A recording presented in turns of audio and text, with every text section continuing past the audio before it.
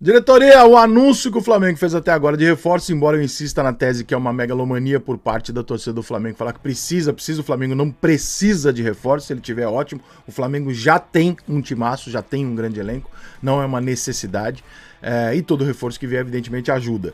É o Juninho, né, o Juninho atacante chega pro time do Flamengo agora, e obviamente como todo jogador, eu costumo fazer uma brincadeira que é o seguinte, flamenguista, eu falo o seguinte, ó, com 27 anos trabalhando isso aqui, eu já aprendi o seguinte, quanto mais desconhecido é o jogador do torcedor, mais mirabolante fica a ideia na cabeça dele.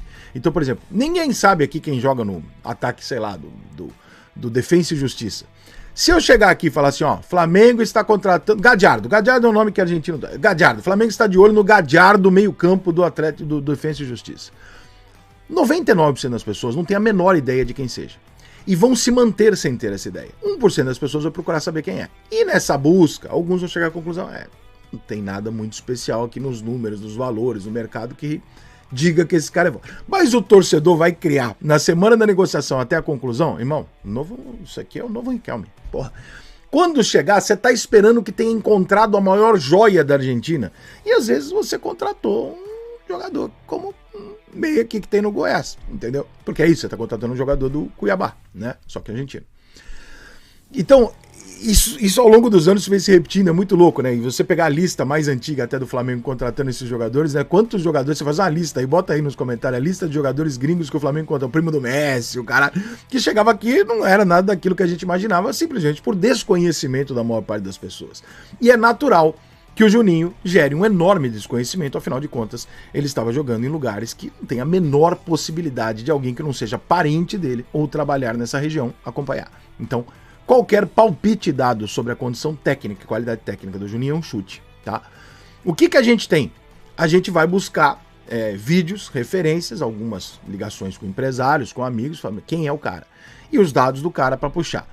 Só que independente dos dados dele, que são bons, evidentemente, ele tem alguns números legais e tal, ele mostra um bom desempenho, mas assim, cara, a gente tem que ser muito justo, né, cara? Eu sei que nessa hora, assim, o influencer rubro-negro não será, mas eu vou ter que ser.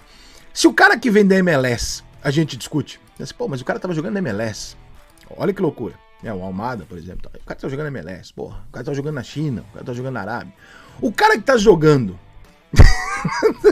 porra, pai, é foda, entendeu? O Azerbaijão não é uma praça assim que você fala, pô, então você tem aqui uma puta referência. Então eu vou fazer o quê? Eu vou puxar o passado dele pra entender como é que ele chegou no Azerbaijão, porque pra chegar no Azerbaijão com 28 anos, você não explodiu, certo? E o fato de você sair do Azerbaijão com 28 anos não significa que você tenha explodido, embora você esteja sendo contratado por um dos grandes times do mundo, que é o Flamengo. Mas aí você vai na carreira, é um festival de empréstimo desde o Portimonense.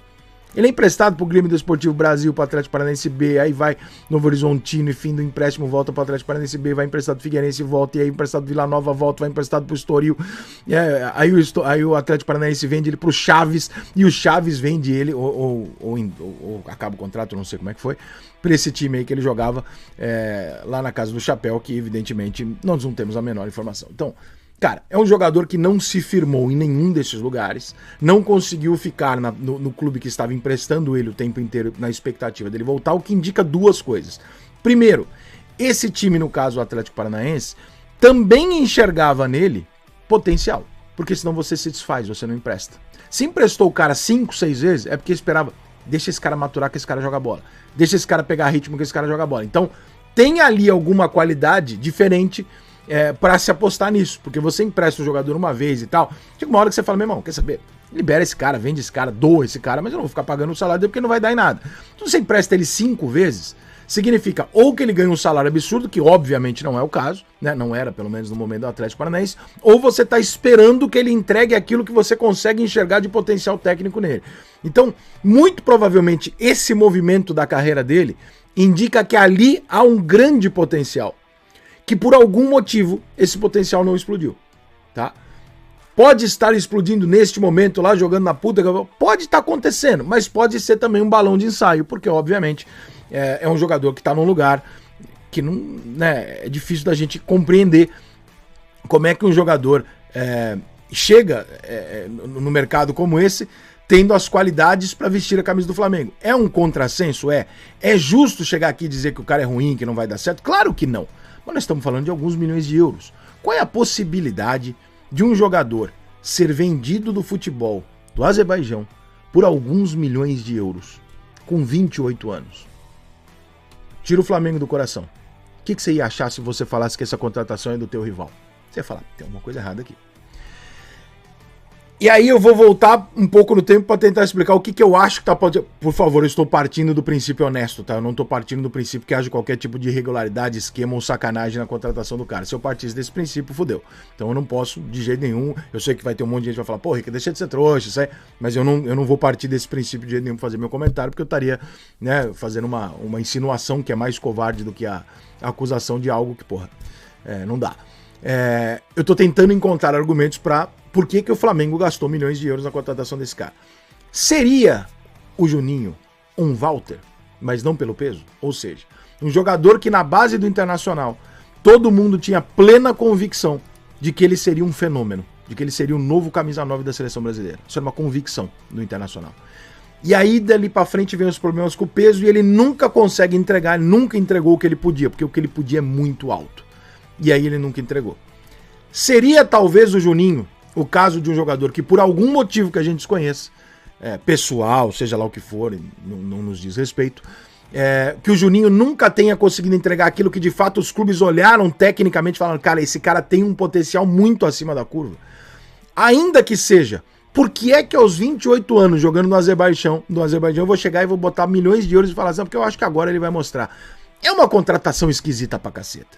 Então, ou o pessoal da observação do Flamengo tá dando um puta de um tiro de sniper genial, e a gente só vai ter essa resposta com o tempo, ou é uma cagada de rara procedência, porque é muito... Eu não me lembro de cabeça nenhum jogador ter sido contratado sequer por algum centavo vindo de um lugar como esse, com uma idade avançada. Então, é óbvio que é sim uma notícia que te incomoda de você entender a lógica, né? Porque toda a lógica de contratação, para quem trabalha com futebol, acompanha futebol, é fácil. Você bate o olho, contratou tanto, pagou tanto, porque é mais novo, porque joga aqui, porque é muito bom. Porque... Quando você tem esse histórico, você fala, caraca, mas por quê? Né? O que é? Para revender não é. Você não vai ter esse dinheiro de volta, porque é um jogador de 28 anos e tal. Não é isso. Então, se não é isso, o que acontece? Eu tenho a expectativa na minha cabeça, pelo histórico dele, da gente estar falando de um potencial craque de futebol. Por isso esse cara foi mantido pelo Atlético Paranaense tanto tempo. E por isso o Flamengo foi buscar, mesmo com todos os motivos do mundo, para desconfiar e falar, por que eu vou contratar esse cara?